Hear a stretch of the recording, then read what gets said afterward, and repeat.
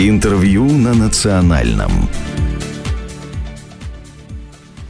Маша Лышакам Сальмехкой, вы на волне 88,8 FM, 104,2. Это для тех, кто слушает нас в Джерахе. С вами Изабелла Мартазанова. Это программа «Интервью» на национальном радио Ингушетия. Недавно в Государственной Думе обсуждали проблему увеличения цен на ряд категорий товаров, в том числе производящихся в России. Ранее председатель Государственной Думы Вячеслав Володин отметил, что повышать цены искусственно, прикрываясь санкциями, недопустимо. О ситуации с ценовой политикой в нашем регионе мы поговорим с руководителем Управления Федеральной антимонопольной службы Республики Ингушетия Тачивом Батыром Беслановичем. Добрый день. Добрый день, салам алейкум. Рада вас видеть в нашей студии. Дорогие друзья, вы можете обратиться к нашему гостю, если отправите нам сообщение на номер 962 637 0106. Еще раз здравствуйте. Первый вопрос у меня к вам такой. Во всем мире, как мы знаем, цены на продовольствие бьют рекорды. Такой ажиотаж, по вашему мнению, это следствие повышения курса доллара, либо... Это следствие той ситуации, которая у нас на сегодняшний день в мире сложилась. Не только курс, но курс доллара это тоже является производным от того, что сегодня происходит. Это военная операция России на Украине и санкции Запада в отношении России. Батыр Бесланович, существует потребительская инфляция и инфляция продовольственная. Если говорить об официальных данных по инфляции, то насколько цифры отличаются от того, что люди реально видят в магазинах? У нас процентом инфляции занимается Росстат, поэтому я не могу это сказать. У меня нет этих цифр, данных нет, какая инфляция у нас на сегодняшний день. Подорожание каких категорий продуктов сильнее всего ударит по кошельку наших жителей, как вы думаете? В любом случае, это определенно. Это социально значимые продукты питания. Они определены 530 постановлением правительства. Там всего 24 позиции этих продуктов питания. И, естественно, именно они и являются основными теми продуктами, которые мы в первую очередь выбираем. Можете перечислить некоторые из них? Хлеб, молоко, яйца, крупы, мясо, то кур. Есть то, без чего люди без чего мы ежедневно не можем обойтись, по сути. Хорошо, печально, конечно. А как вы оцениваете меры, которые принимает правительство для сдерживания инфляции? Они аврально принимаются 24 часа в сутки. Поверьте, у нас даже есть чат в Центральном аппарате ФАС России. Мы все руководители территориальных органов там сидим. И 24 часа в сутки там не смолкают сообщения, поручения там же даются очень активно, быстро, чтобы не волокитилось все. И проводится анализ рынка. Рынок, рыночные отношения, которые в нашей стране есть, которые установлены Конституцией Российской Федерации, их нельзя просто так брать и говорить, вот тебе я запрещаю сегодня повысить цену. Это приведет к тому, что продукты питания исчезнут с полок, просто исчезнут. Необходимо провести сначала экономический анализ причин повышения. Если эти причины являются действительно обоснованными, то, естественно, к этому хозяйствующему субъекту, будь то производитель, продавец и так далее, никто никакие меры принять не имеет никакого права, потому что он просто перестанет это производить, как мы сказали, либо продавать. Если же его действия являются, если его действия не продиктованы законами экономики, он сам просто захотел там 200-300% получить дохода, то, соответственно, здесь уже возможно, естественно, государство может воздействовать на такого продавца, недобросовестного участника рынка, если мы так назовем. Могу рассказать о полномочиях ФАС России в этой части. Наши полномочия, установленные в соответствии с законодательством Российской Федерации, это меры воздействия на добросовестных участников. Это первое. Это воздействие на хозсубъектов, которые занимают доминирующее положение на рынке. Что это означает? То есть у этого хозяйствующего субъекта доход должен быть 800 миллионов и более за прошлый год. Если этого нет, этот хозсубъект считается, что не способен влиять на рынок, и, соответственно, к нему нельзя применять меры какие-либо. Это все эти нормы, они были введены в целях либерализации законодательства, чтобы мы помогли хозяйствующему субъекту, чтобы органы власти не мешали бизнесу и так далее. Вот это долгое время эти законодательные инициативы вводились, и они принимались, и пришли к тому, что сейчас 800 миллионов порог, при превышении которого только антимонопольный орган может принять меры реагирования. Вторая мера – это сговор, если существует сговор на рынке. То есть вся страна абсолютно, люди, которые друг друга не знают, мы знаем, что ежеминутно договориться не могут. То есть сговор в данном случае исключен. В связи с этим на днях в Государственном Думе руководитель ФАС России выступил с законодательными инициативами, при которых, если при принятии которых мы можем уже воздействовать, можем активно все это делать. Это, то есть, включить в подконтрольные надзорные хозяйствующие субъекты не только тех субъектов, у которых оборот 800 миллионов рублей, а вообще всех абсолютно. Если кто-либо из участников рынка злоупотребляет этим, то есть какие-то бешеные цифры цифры дохода хочет получить, то, соответственно, в отношении него, чтобы проводились проверки и применялись меры. И впервые, у нас этого не было никогда, это в Российской Федерации, в Советском Союзе был термин «спекуляция», была уголовная статья, было расписано, что такое спекуляция, и за это к ответственности привлекались. Вот в нашей стране этого не было, потому что у нас рыночная экономика, опять повторюсь, этого делать нельзя. И вот впервые сейчас тоже в законопроект это предложено ввести норму. И вот не только производители эти нормы принять, но и отношения посредников, то есть те, кто просто покупает и перепродает. От них тоже может быть, естественно, от них может зависеть цена на конечную продукцию. И с них тоже, чтобы это все перенялось. Поэтому Государственная Дума это все поддержала, и вот в ближайшее время ФАС России внесет пакет законопроектов в Госдуму. Если они будут приняты, мы уже можем эффективно с этим дальше продолжать работать. Я вас правильно понимаю, если порог не превышается, вот эта сумма 800 миллионов, то он может, я имею в виду, продавец может как угодно завышать, понижать цены на свое усмотрение? Да. Потому что у нас сегодня считается, что они не могут, эти субъекты, у которых денег меньше, оборот меньше, они не могут влиять на рыночные условия. Но в соответствии с условиями, правилами рыночной экономики, оно действительно так и есть. Допустим, в вашем городе находится магазин, который там 200-300% накручивает.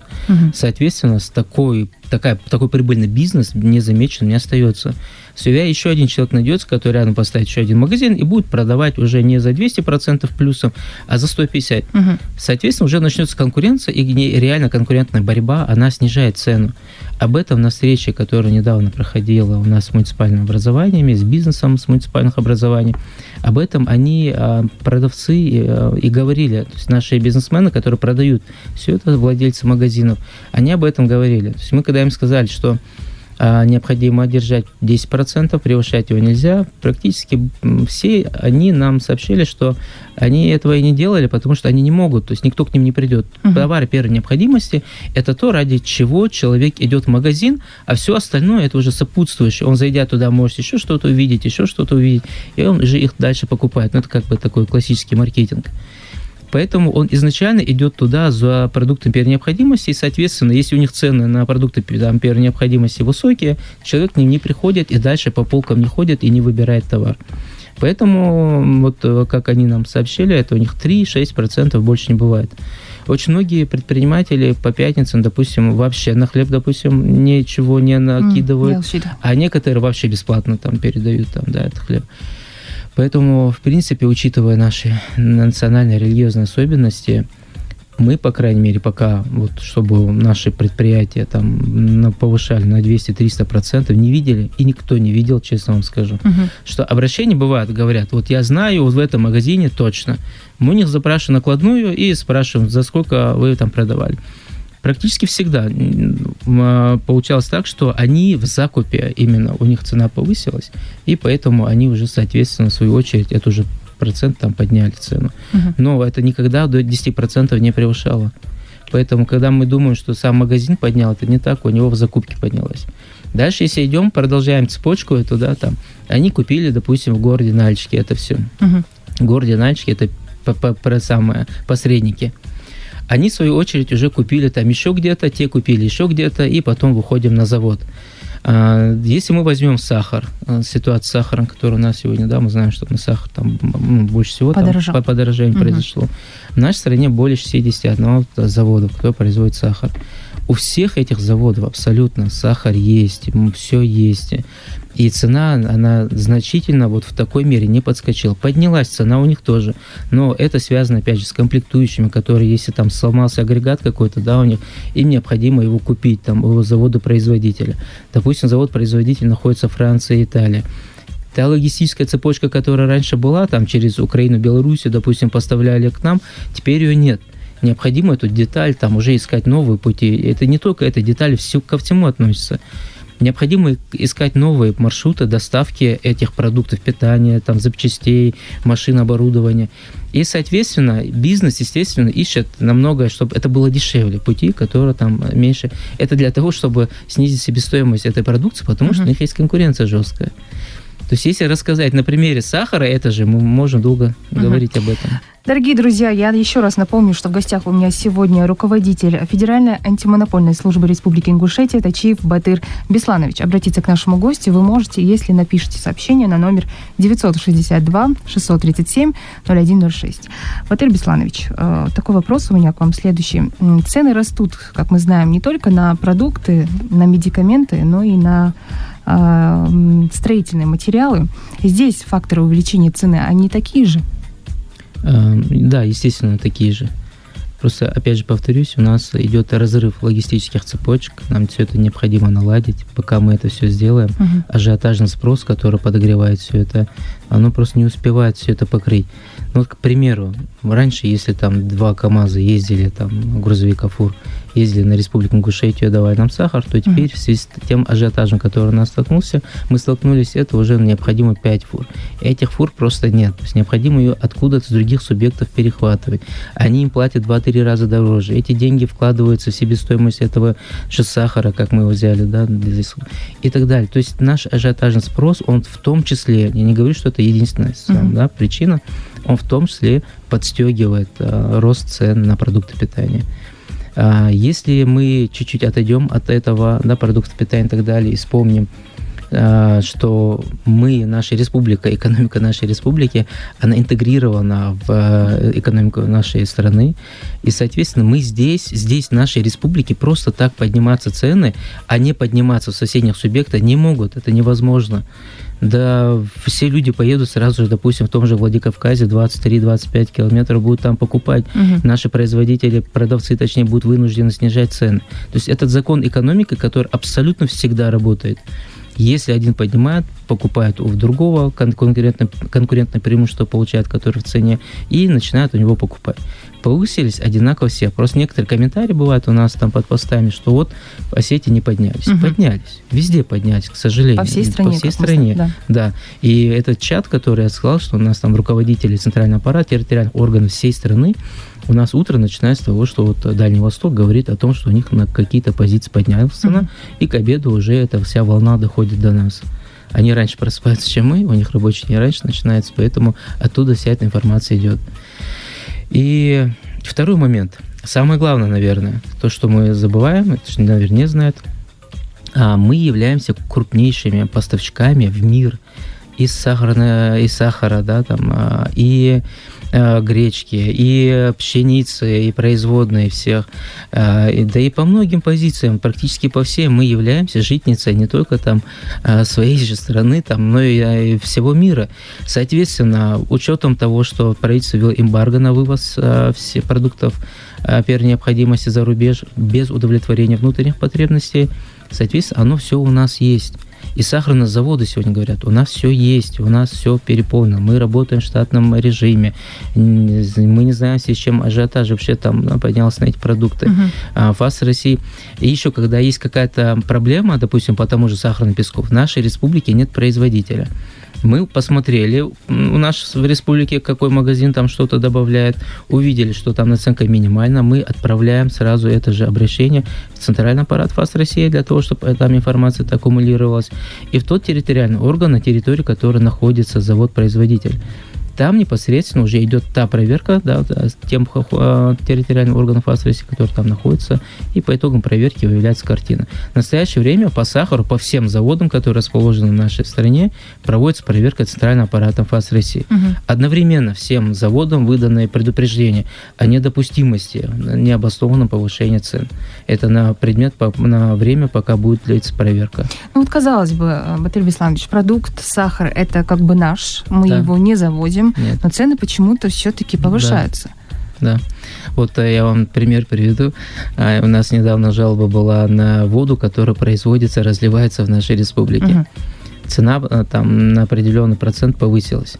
Это обращение пришло и в Общественный совет ФАС России, который проводит общественный контроль над нами в данном случае. И обращение к нам тоже пришло. Мы спросили у производителя, в связи с чем повышение произошло. Они говорят, этикетка, краски подорожал. И все остальное – это зарубежное. В нашей стране качественные краски, которые можно нанести, которые вода не смывает и так далее, не производятся. Производят все за рубежом. Соответственно, оттуда они завозятся, и логистика и так далее, как мы сказали, они, если раньше напрямую завозили, сейчас нет, соответственно, все это подорожало. Естественно, покупатели о таких мелочах не знают. Да, еще один момент. У нас довольно крупный есть производитель бетонных плит.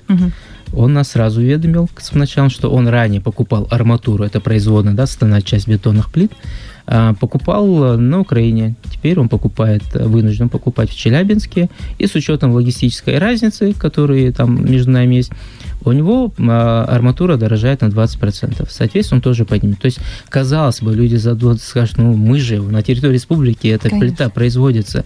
Да, производится, но не все составляющие этой плиты. Мы что-то завозим, и когда мы что-то завозим, оно обоснованно где-то подорожало.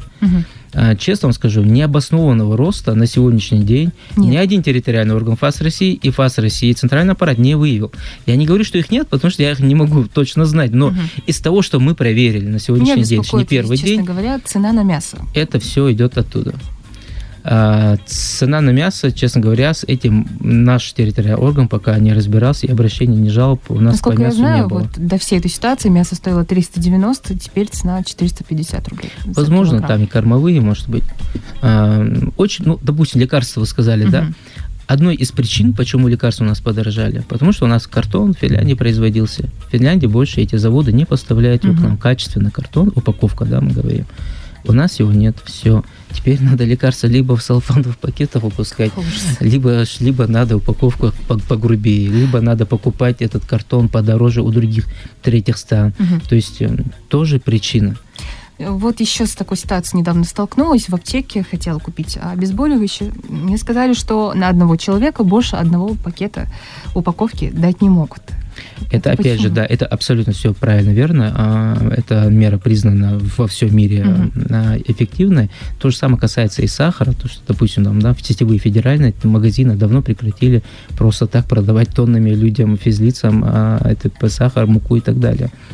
Это все связано с тем, чтобы, опять же, из-за логистики, мы знаем, что к нам этот продукт еще не скоро попадет, чтобы не было дефицита этого продукта, чтобы все-таки на полке он лежал. И люди, которые нуждаются в этом, могли ежедневно его покупать. А не так, чтобы один человек пришел, на все свои деньги купил одно лекарство, сядет дома, будет вокруг этих лекарств сидеть, а другие не будут его получать. Вот когда пандемия была, у нас главы муниципальных образований, мы недавно встречались с ними по этому вопросу, обсуждаемому вопросу, они говорят, перед пандемией люди также, если мы помним, вот конечно, был все это покупали. Ажиотаж. Они говорят, что после этого, говорят, мы еще месяцами собирали мусор на территории муниципального образования, связанный с продуктом питания, которые люди выбрасывали потом. Мы их купили сначала. Та же мука, она срок хранения не такой, как у сахара даже, да? 2-3 месяца влажное хранение, она испортилась, и мы его выкидываем. Выкидываем, опять же, не на свалках, а там. У нас опять идет там, да, с природой и так далее, там дальше вопросы. Это все было связано с тем, что мы ажиотажно тогда все скупили. Также цена резко поднялась, потому что логистика опаздывала и так далее. И мы пошли к таким последствиям, да, что их вообще, потом все это выкидывали. Боимся, что сейчас то же самое с этим столкнемся. Купим мы сейчас все, на месяц купим, допустим, да. Мы же не знаем, сколько это будет продолжаться, когда эта вся логистика пройдет, когда там эти санкции, вопрос решится. То есть на всю жизнь мы все равно не купим, поэтому людям необходимо понимать, что не стоит сегодня, здесь и сейчас себя, свою семью там, да, пытаться там, все равно он столько не съест за тот период, пока этот товар не испортится. Смысла нет. Не стоит поддаваться панике. То, что нам предопределено Всевышним, мы от этого не уйдем ни в коей мере. Вот такой вопрос у меня еще к вам. Скажите, пожалуйста, каким образом у вас происходит мониторинг цен? Как часто вы проверяете эти цены? Мониторинг цен у нас картинка. Министерство промышленности и торговли Республики Ингушетия, они берут эти данные, в том числе и со службы статистики. Эти цифры стекаются к нам. Мы эту информацию берем, отправляем ее в Центральный аппарат ФАС России, дальше формируется картина по всей стране. Просто мы не приходим ежедневно в магазины, да и мы физически не смогли бы. У нас всего 11 человек государственных служащих по всей стране, по всей республике, извиняюсь. И включая там другой объем работы, который у нас есть, мы не могли бы в каждый магазин республики зайти и промониторить цены. Так, нам пришло сообщение, с вашего позволения зачитаю. Пишет нам Лиза. Добрый день, Национальное радио. Здравствуйте, уважаемый гость. У меня вот такие вопросы. Скажите, пожалуйста, на сахар цена понизится или нет? И как скоро?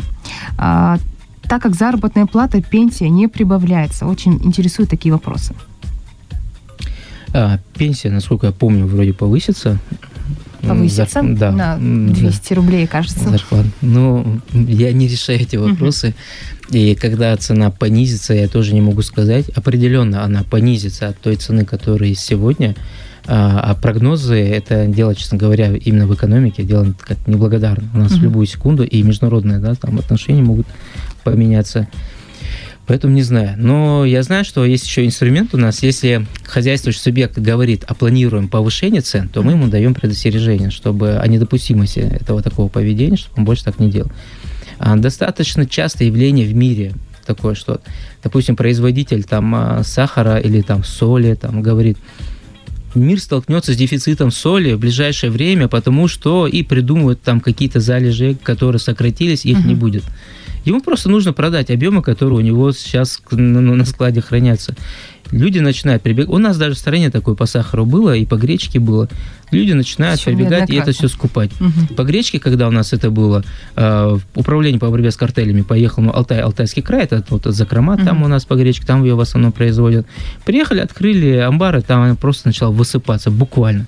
И тогда было дело о картельном сговоре в отношении производителей гречки. То есть, если такого рода нарушения есть, их, естественно, они, пресекаются.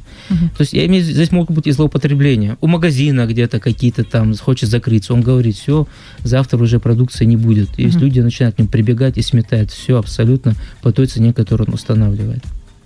Скажите, пожалуйста, в случае, если люди столкнулись с фактами завышенных цен на социально значимые продовольственные товары, куда обращаться и к кому? У нас на сайте Ингушского ФАС России есть телефон горячей линии, можно обратиться туда, он работает 24 часа в сутки и сообщить об этом.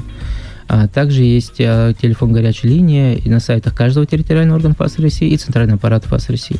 Об этом можно сообщить туда. И дальше уже по цепочке будет проводиться проверка, обоснованно либо не обоснованно. Вы всегда отвечаете людям, которые к вам обращаются? Да, абсолютно всегда. Еще не помню ни одного обращения, чтобы мы пропустили. Отлично. У вас нам есть важно, возможность... я извиняюсь, да, конечно. было. Нам важно доносить до людей информацию об этом. Мы ее пытаемся доносить. И бывают люди эмоционально перегретые ситуации, мы их тоже прекрасно понимаем. И вот наша пресс-служба, это Мадина Базиева, она пытается максимально людей успокоить и сообщить, разъяснить им, в связи с чем все это происходит. Я с ней общалась, когда мы с вами должны были встретиться насчет нашей встречи. Безумно приятный человек. Спасибо большое. У вас есть возможность обратиться к нашим слушателям, если хотите, конечно. Да, естественно, конечно, хочу. Спасибо вам даже за представленную возможность, за приглашение. Вот еще пару моментов просто хотел бы разъяснить. Да. Нам бывает еще говорят, как это 10%? Там недавно, да, мне, допустим, в соцсетях, там в Фейсбуке странице там написал один, как это 10% на что? Повышения. Зайдите в любой магазин, там 40 и там более процентов. Мы не говорим 10% от тех цен, которые в январе были. Ни в коей мере. 10% имеется в виду от той цены, которую предприниматель купил этот товар за минусом всех расходов, и тут вот эти вот 10%. Если он не будет добавлять эту цену, я же говорю, он же должен налог платить, 6% это минимум, и дальше зарплату должен платить, за ЖКХ должен платить и так далее, все эти расходы он должен нести. Соответственно, если он даже эти 10 не добавит, у нас бизнес закроется. Опять же, у нас все магазины, если закроются, кому от этого будет хорошо. 10% на социально значим, это абсолютно лояльная цифра, и это очень хорошо. Опять же, повторюсь, это 10% к той цене, которую он купил сам, а не от той цены, которая у нас была там 2 года назад. Спасибо вам большое за то, что пришли, ответили на все наши вопросы. Дорогие друзья, я напомню, у меня в гостях был сегодня руководитель управления Федеральной антимонопольной службы Республики Ингушетия Тачиев Батыр Бесланович. Оставайтесь на волне 88,8 FM, ну а мы с вами прощаемся. Мяш Тахлыш.